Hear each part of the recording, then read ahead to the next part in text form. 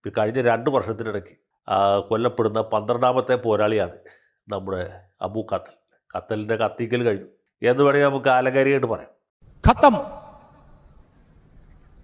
By bye, tata, good bye, ഗയാ. അബു ഖത്തൽ എന്ന തൂലികാനാമത്തിൽ അറിയപ്പെട്ടിരുന്ന ജമ്മു കാശ്മീർ പോരാളി സിയാവുർ റഹ്മാനെ ഇന്നലെ പാകിസ്ഥാനിൽ വെച്ച് ചില അജ്ഞാതർ വെടിവെച്ചു കൊന്നു എന്ന വാർത്ത നിങ്ങളൊക്കെ അറിഞ്ഞു കാണും എന്ന് വിചാരിക്കും. അപ്പോൾ ഈ ഖത്തൽ എന്ന് പറഞ്ഞ ആൾ ചെറിയ ആളല്ല. പുള്ളി കാശ്മീരിൽ പലവിധ പോരാട്ടങ്ങളും നടത്തിയിട്ടുള്ള ആളാണ്. കഴിഞ്ഞ ഒരാഴ്ച മുമ്പ് വരെ ഞാൻ തിഹാർ ജയിലിലായിരുന്നു. ജയിലിലാണോ ജോലി? അല്ല, ജോലിയല്ല, ഒരു കൊലക്കേസിൽപ്പെട്ടവിടെ കിടക്കായിരുന്നു. ഏറ്റവും ഒടുവിൽ ഒരു ബസ് മറിച്ച് 6-7 പേരെ ഒറ്റയടിക്ക് പരലോകത്തേക്ക് വിട്ട ആളാണ്. അതിൽ 2 വയസ്സുള്ള ഒരു കുട്ടിയും ഉണ്ടായിരുന്നു. ഇദ്ദേഹം കാശ്മീർ സ്വാതന്ത്ര്യ സമര പോരാളികളുടെ ഏറ്റവും വലിയ നേതാവായ ഹാഫിസ് സയ്യിദിൻ്റെ അടുത്ത ബന്ധുവുമാണ്, ഉറ്റ അനുയായിയുമാണ്. അങ്ങനെ വലിയ ട്രാക്ക് റെക്കോർഡുള്ള ആളാണ്. ഭാവിയിലേക്കുള്ളൊരു വലിയ വാഗ്ദാനമായിരുന്നു. വെറും 43 വയസ്സേ പ്രായമുണ്ടായിരുന്നുള്ളൂ. പുള്ളി ഒരു 65 വയസ്സ് വരെ ജീവിച്ചെങ്കിൽ ഒരു യഹ്യ സിൻവറിൻ്റെ നിലവാരത്തിലെത്തുമായിരുന്നു. കാശ്മീരികളുടെ യഹ്യ സിൻവറായിട്ട് ഉയർന്നു വരേണ്ടിരുന്ന ആളാണ്.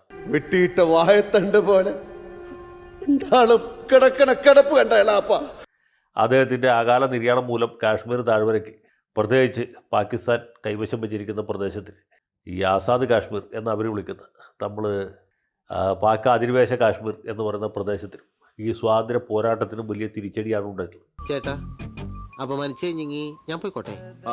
പക്ഷെ ഇതിൽ ഞാൻ ആ വിഷയമല്ല ഇവിടെ പറയാം. സത്യത്തിൽ ഇത് ഒറ്റപ്പെട്ട സംഭവമല്ല. കഴിഞ്ഞ ആഴ്ചയാണ് ഒരു മതപണ്ഡിതനെ ഇതുപോലെ വെടിവെച്ചു വന്നു.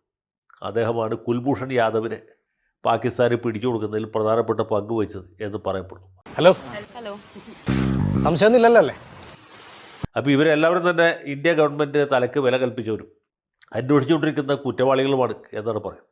അവരെ ഇന്ത്യയുടെ ഭാഗത്ത് നോക്കുമ്പോൾ കുറ്റവാളികളായിട്ട് തോന്നും, പാകിസ്ഥാൻ്റെ ഭാഗത്ത് നോക്കുമ്പോൾ പോരാളികളായിട്ട് തോന്നും.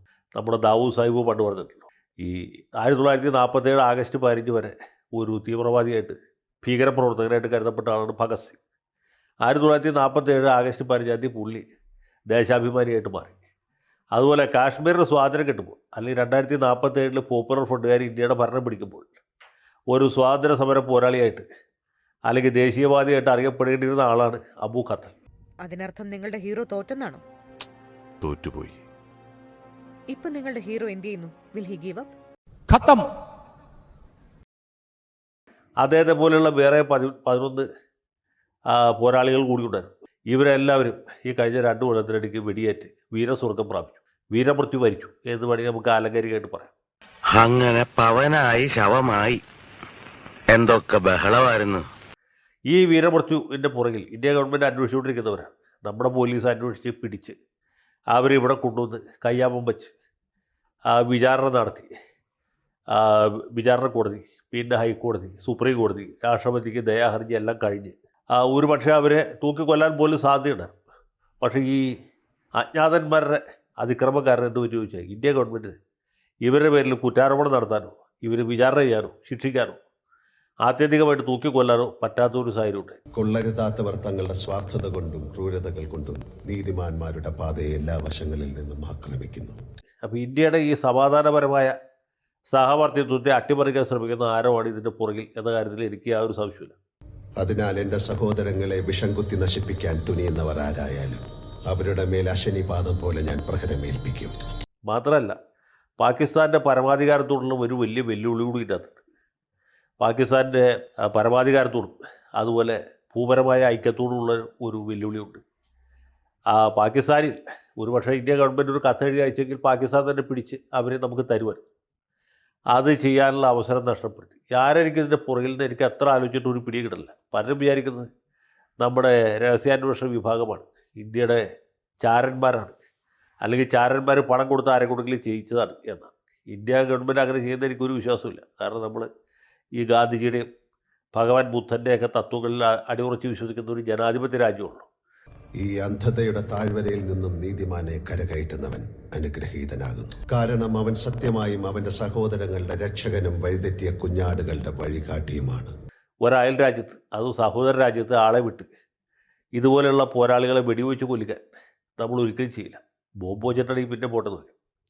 അപ്പോൾ അങ്ങനെ ചെയ്യുന്ന ഒരു രാജ്യമല്ല ഇന്ത്യ. മിക്കവാറും ഇതിൻ്റെ പുറകിൽ ഇസ്രായേലായിരിക്കാൻ സാധ്യതയുണ്ട്. കാരണം യഹൂദന്മാർ ഇങ്ങനെയുള്ള പല അതിക്രമങ്ങളും ചെയ്യാൻ പണ്ടേ മടിയില്ലാത്തവർ. സാറിനെ പോലെ തന്നെ വേറൊരു കള്ളനുണ്ട്. സോറി കേട്ടോ. എന്താ രാമേന്ദ്ര പ്രശ്നം? അതുകൊണ്ടാണ് അർജന്റീനയിലേക്ക് ജീവൻ കൊണ്ടുപോയ അഡോൾഫ് ഹൈക്മാൻ എന്ന് പറഞ്ഞ ചങ്ങാതി അവിടെ പോയി പീഡിച്ച് ഇയാളെ മയക്കുമരുന്ന് കൊടുത്ത് മയക്കി വിമാനത്തിൽ കയറ്റി ഇസ്രായേലിൽ കൊണ്ടുവന്ന് വിചാരണ ചെയ്ത് തൂക്കി കൊന്നു. അങ്ങനെ ഒരു വലിയ ചരിത്രമുണ്ട്. അതുപോലെ മ്യൂണിക് ഒളിമ്പിക്സ് നടക്കുന്ന സമയത്ത് ഒളിമ്പിക് ഗ്രാമത്തിൽ പോയി അത്ലറ്റുകളെ വെടിവെച്ച് കൊന്ന ചില ഈ പോരാളികളുണ്ട്, ഹമാസിൻ്റെയൊക്കെ മൂത്താപ്പന്മാർ. അവരെ പിന്നീട് ആ ഇസ്രായേലി ഏജൻറ്റുമാർ പിന്നാലെ പോയി എത്രയോ കൊല്ലങ്ങൾക്ക് ശേഷം ഓരോരുത്തരായിട്ട് പല സ്ഥലത്ത് വെച്ച് വെടിവെച്ച് പോവുകയാണ് ചെയ്തത്. മുറിവേറ്റ സിംഹത്തിന്റെ ശ്വാസം ഗർജനത്തേക്കാൾ ഭയങ്കരമായിരുന്നു. അപ്പോൾ അങ്ങനെയൊക്കെ ചെയ്യാൻ കഴിവും കെൽപ്പും ത്രാണിയുമുള്ളൊരു രാജ്യം എന്ന് പറയുന്നത് തീർച്ചയായിട്ടും ഇസ്രായേലാണ്. ഇതിൻ്റെ നിജസ്ഥിതി എന്താണെങ്കിൽ 2 ദിവസം കഴിഞ്ഞ് മാധ്യമത്തിൽ ഈ സംഭവത്തിൽ ദുരൂഹത എന്ന് പറഞ്ഞൊരു വാർത്ത വരും, അതിലുണ്ടാവും. അല്ലെങ്കിൽ അടുപ്പൂട്ടി ചർച്ച അല്പനേരം ശ്രദ്ധിച്ചാലും മതി. ഇതുപോലെ ദാവൂദ് സാഹിബ് അടുപ്പൂട്ടി കണ്ടില്ല, ഉള്ളി ഉടനെ കൂട്ടും എന്നാണ് എൻ്റെ പ്രതീക്ഷ. പാച്ചേട്ടാ അവമാനിക്കരുത്, ഞാൻ നല്ലൊരു കുടുംബത്തിൽ പറഞ്ഞവനാണ്. നീ നല്ല കുടുംബത്തിൽ പറഞ്ഞു, ഞാൻ പിന്നെ മറ്റേ കുടുംബത്തിൽ പറഞ്ഞാണല്ലോ. ഞാൻ പോകുന്നു. Bye bye.